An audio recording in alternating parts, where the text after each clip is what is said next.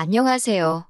결혼한 지 3년차 아이 없는 30대 초반의 가정주부입니다. 남편의 바람도 아니고 시어머니의 바람 때문에 이혼을 하게 될 거라 누가 상상이나 했을까요? 저와 남편은 지인의 소개로 만났습니다. 남편은 대기업에 다니는 직장인이고 저는 공무원입니다. 연애도 안 하고 회사 생활을 하는 저희 둘을 보고 딱하게 여긴 지인이 다리를 놔준 케이스예요. 결혼을 생각하고 만난 건 아닌데 말도 잘 통하고 여러모로 잘 맞는 부분이 많아서 결혼까지 하게 되었습니다. 평생을 공직에 계셨던 아버지와 알뜰하신 어머니 덕분에 저는 부유하진 않아도 부족함 없는 유년 시절을 보냈습니다. 대학교 졸업 후엔 곧바로 공무원 시험에 합격도 했으니 정말 평범하고 무난하게 살아왔어요. 그런 저에 반해 남편은 어렵고 복잡한 가정 환경에서 자랐더군요. 시아버지는 건설 현장에서 일하시던 분인데 남편이 고등학교에 들어갈 무렵엔 허리를 크게 다치시면서 현장 일을 더는 하실 수 없게 되었고 그 이후로는 소일거리를 찾아 하시면서 약간의 돈을 버시고 계셨습니다. 그럼에도 불구하고 시어머니는 일하기를 싫어하시는 분이라서 고등학교를 졸업한 이후에는 남편이 집안의 가장 역할을 도맡아 했다고 했습니다. 운 좋게 대기업에 입사해서 능력을 인정받아 본사까지 갈 수 있었던 특이 케이스라고 할까요? 아무튼 다니는 회사가 대기업이라 연봉도 높은 편이고 그래서 딱히 재정적으로는 걱정이 없을 줄 알았지만 막상 결혼 이야기가 나오면서 서로의 재정 상태를 오픈했을 때 솔직히 좀 충격적이었습니다. 당시 남편이 대기업을 다닌 지 7년 차였음에도 불구하고 모아둔 돈이 거의 없었거든요. 하지만 돈이야 앞으로 같이 살면서 모으면 된다고 생각했기에 큰 문제로 느껴지진 않았네요. 상견례 당시의 일입니다. 집 문제도 그렇고 혼수와 예단은 어떻게 할 건지 저희 부모님께서 여쭤보셨습니다. 사실 저희 부모님은 어느 정도 남편 사정을 알고 계셨지만 그래도 어른들이 어떻게 생각하고 계신지 한번 이야기는 들어봐야 하지 않겠냐고 그러셨거든요. 시어머니께서는 너무나 당당하게 집을 사주실 거라고 하셨습니다. 저나 남편이나 생각지도 못한 이야기였기에 깜짝 놀랐지요. 그 이야기를 들으신 저희 부모님도 그렇게 해주시면 저희도 혼수와 예단은 집에 맞춰서 해서 보내시겠다고 그러시더군요. 그렇게 상견례를 마치고 이틀 뒤에 남편을 만났습니다. 남편 얼굴이 안 좋기에 무슨 일이라도 있냐고 물으니 집 때문에 그런다고 하더라고요. 그래서 무슨 일이냐고 못 해주신다고 그러시냐 물었더니 너무 어이없는 소리를 들었다고 하더군요. 시어머니 말씀이 남편더러 대출을 받아서 집을 사고 저희 집에다가는 그걸 시댁에서 사줬다고 하랬답니다. 그래야 당신 체면이 살고 저희 집에서 받을 거 다 받을 수 있다고요. 그 이야기를 듣는데 어이가 없어서 그럼 그 대출은 어떻게 갚으라고 하셨냐 물으니 그런 이야기는 없으시더래요. 한마디로 일단 저질러 놓으면 별 수 있냐 이거더라고요. 저는 그렇게는 안 된다고 했고 남편도 그럴 생각은 추호도 없다면서 월세로라도 시작하자며 미안하다고 하더라고요. 결국 친정부모님께도 이 사실을 말씀드렸습니다. 그러자 친정부모님도 어이가 없다 하시면서 그럼 허례허식은 다 빼고 하는 대신 작은 전셋집 하나는 당신들이 마련해 주시겠다 하더군요. 대신 앞으로 시어머니에게 휘둘리지 말고 둘이서 열심히 모아가면서 살라고 하셨습니다. 그렇게 저희는 친정의 도움과 약간의 대출을 받아 결혼식을 올렸습니다.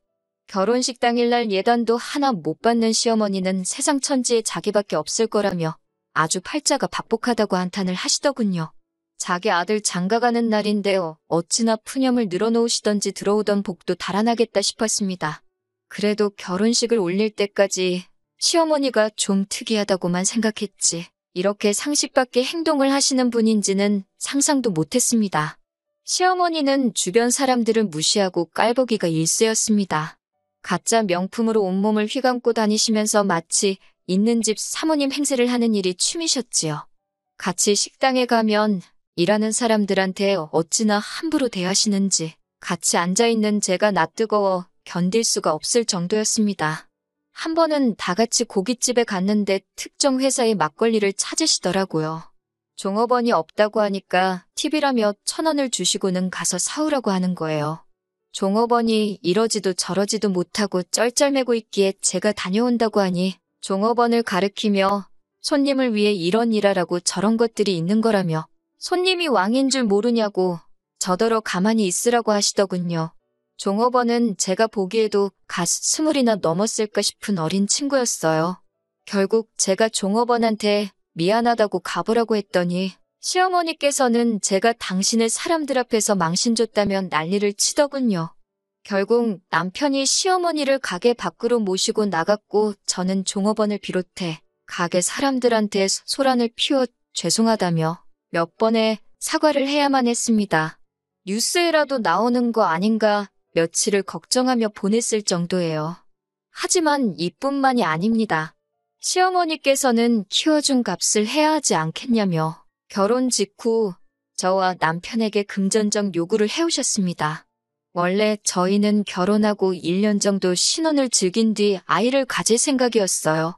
그런데 시어머니가 그 이야기를 듣더니 애 가지면 돈이 얼마나 많이 들어가는 줄 아냐면서 그러면 당신 노후는 어떻게 하냐고 일단 키워준 값부터 갚고 나서 애를 가지라고 하시더군요. 황당하고 어이가 없어서 말도 안 나와서 도대체 얼마를 갚아야 하냐고 물었더니 대기업 취직시켜서 보냈으니 돈 1억은 갚아야 하지 않겠냐고 하시더군요. 저도 남편도 그 말에 아무 말도 잊지 못하고 한마디 대답도 못하고 있는데 옆에서 시아버지께서 당신이 애들한테 해준 게 뭐가 있어서 그런 소리를 하냐며 저희 보고 신경 쓰지 말라고 하셨습니다. 시어머니는 시아버지께 잘난 거라곤 쥐뿔도 없으면서 어딜 나서냐고 매섭게 쏘아붙이시더군요. 그러자 시아버지도 돈 못 버는 당신이 죄인이라며 자리를 피하셨습니다. 그런 시아버지를 보니 마음이 너무 불편하고 속상했습니다. 사실 시아버지는 말수가 많지는 않으셨지만 그래도 늘 저희에게 더 해주지 못해 미안하다 하시고 지난 명절에도 남들 몰래 제 주머니에 10,000원짜리 3장을 찔러 넣어주시면서 얼마 안 되지만 맛있는 거라도 사 먹으라고 하실 정도로 저희를 챙겨주시는 분이시거든요. 아무튼 아버님께서 도와주신 덕분에 키워준 값 이야기는 다시 꺼내시진 않으시더라고요. 시어머니의 막말은 정말 상대를 가리지 않았습니다. 하지만 무엇보다 제가 시어머니에게 실망하고 그로 인해 남편과 이혼까지 결심하게 된 이유는 바로 시어머니가 바람을 피우고 있었기 때문입니다.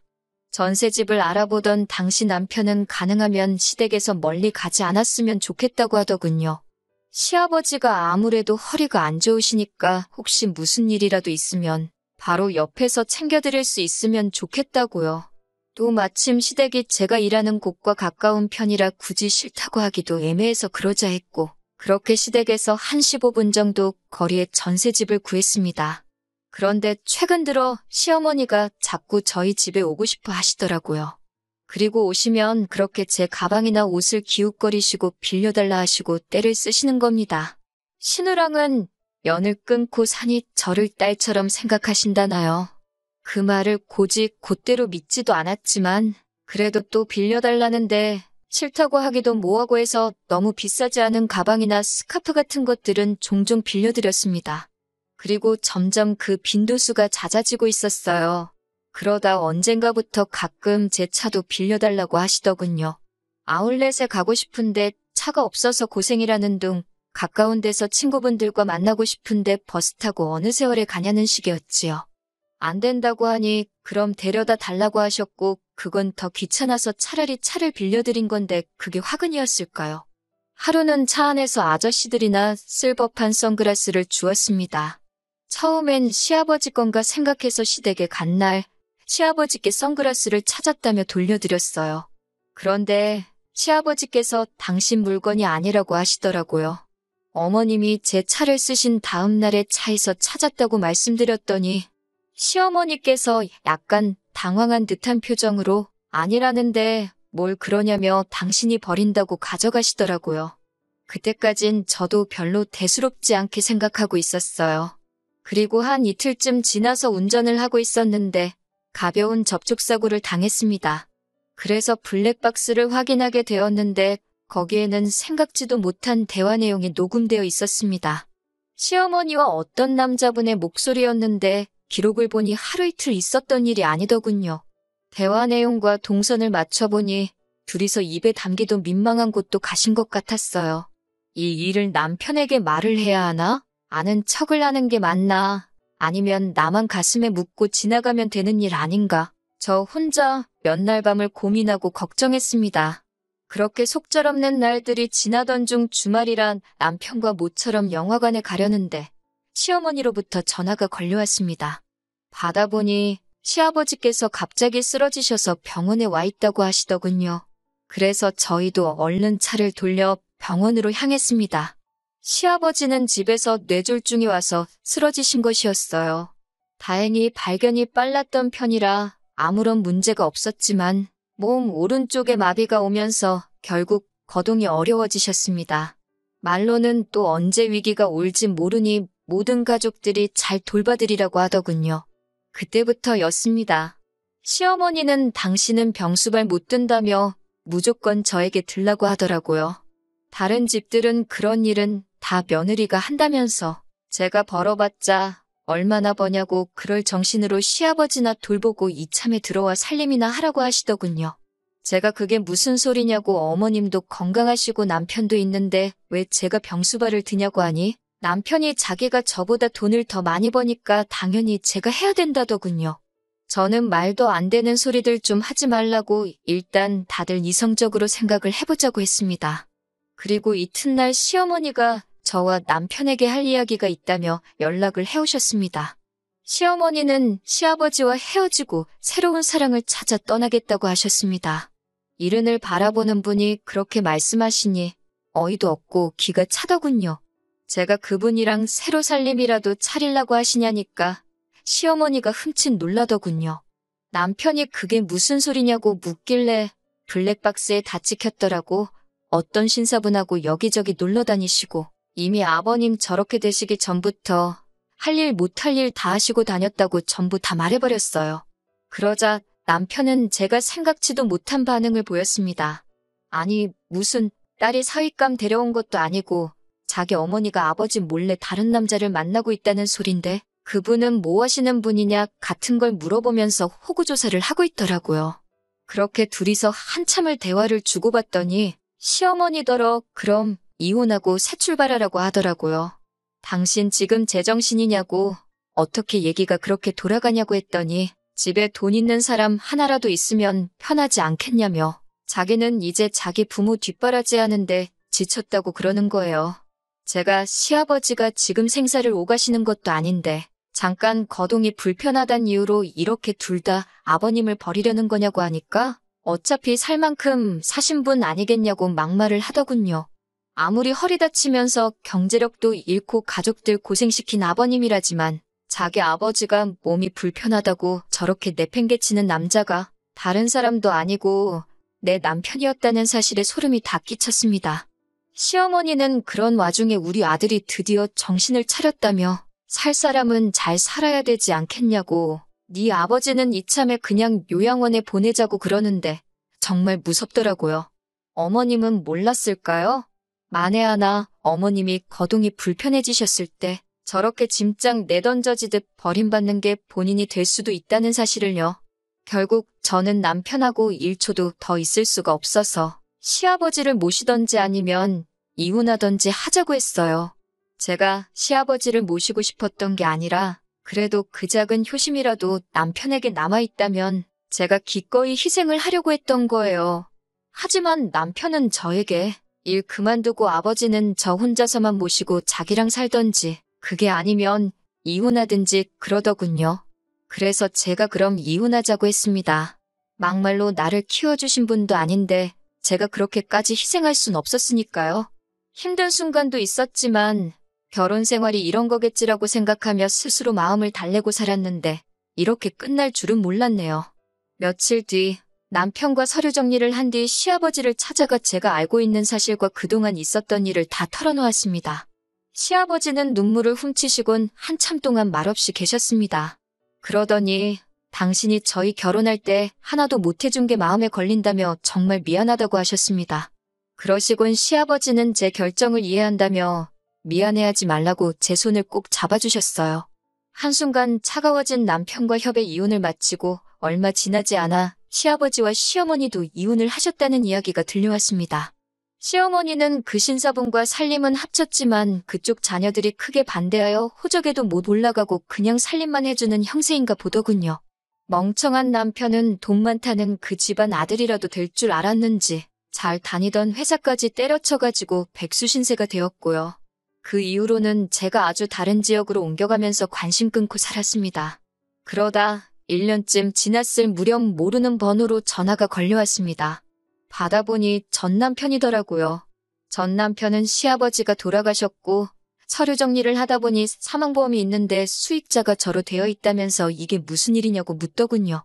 저도 금시초문이라 모르는 일이라고 하니 빨리 보험회사에 연락해보고 돈 내놓으라고 하더라고요.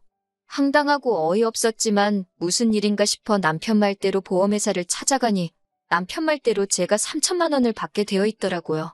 그 길로 곧장 변호사를 찾아 물어보니 이건 법적으로 제 돈이라고 나눌 필요가 없다고 하더군요. 하지만 아직까지 그 돈은 손도 못 대고 있습니다. 감히 쓸 수가 없더라고요. 만약에 제가 모셨다면 더 오래 살아 계셨을까 그런 후에 눈물만 자꾸 나네요.